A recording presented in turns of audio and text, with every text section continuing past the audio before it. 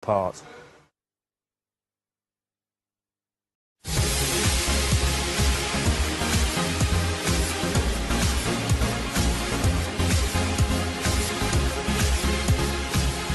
I guess one of the things that, or one of the terms that I've been associated with is this marginal gains idea.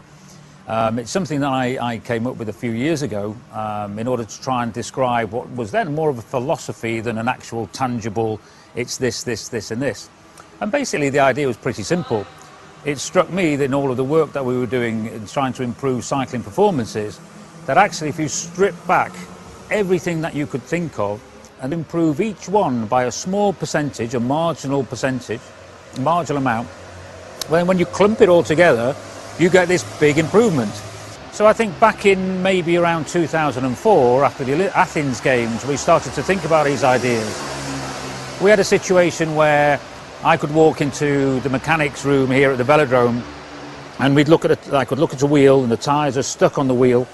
And if the tyre wasn't quite straight, I would say to the mechanic, actually, you know, guys, hey, listen, I don't think this tyre's stuck absolutely straight here. It might not, you know, the rolling resistance might not be quite right. And the answer I used to get is, Dave, you're not a mechanic. That's our job. You can leave that to me, thanks very much. Which, of course, is highly ineffective in a team where we're trying to all improve.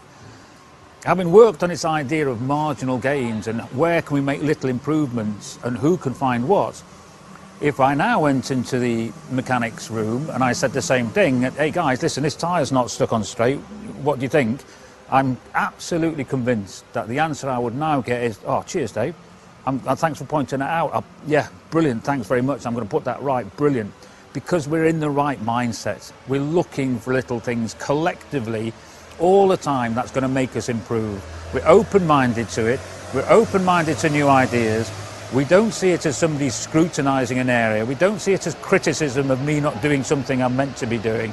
And that's the kind of philosophy that we wanted to develop. When we then actually think about what do marginal gains look like, I think that some of the relevant things that, you know, that spring to mind, in the Tour de France, we race for 21 days and Bradley and the team will stay in a different hotel for 21 consecutive nights.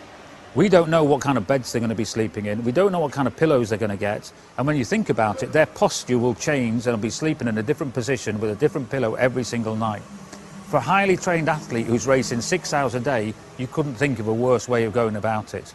So what we now do, we created our own bedding, which was made for each individual athlete, their length, their weight, how they sleep, their posture.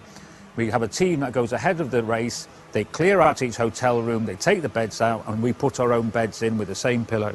So every single night the riders will sleep in a consistent position on a consistent bed, and absolutely the posture will remain the same. That is a marginal gain. It's not going to win you the Tour de France, but it can make a little difference towards helping the performance. I think another area, a good example may be that we spend an awful lot of time in meetings, as I'm sure you do, I'm sure a lot of us do, in our working lives. But it does strike me that if we measured the time we spent in meetings and we measured the effectiveness of that time, the results don't really represent the time and input that go into meetings. So as a very simple marginal gain, I decided that we would actually look at our meeting structure.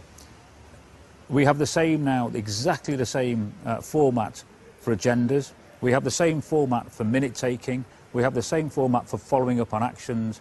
We have the same format when people come in, you don't use your phone. We have the same format of you do your work before you get there. When we come in there, we know what the outcome is. So we always start with what is the outcome that we're looking for out of this meeting. We spend our time talking about that, and it's quite clear how to work towards it.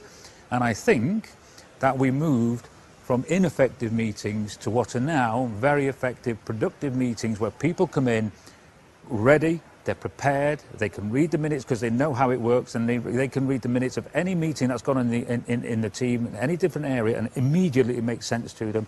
We know how things are going to be followed up, and we get our jobs done in a very time-efficient way. That, to me, is a marginal gain. So I think there's two examples there of maybe the mindset that we try and put to work to make things better.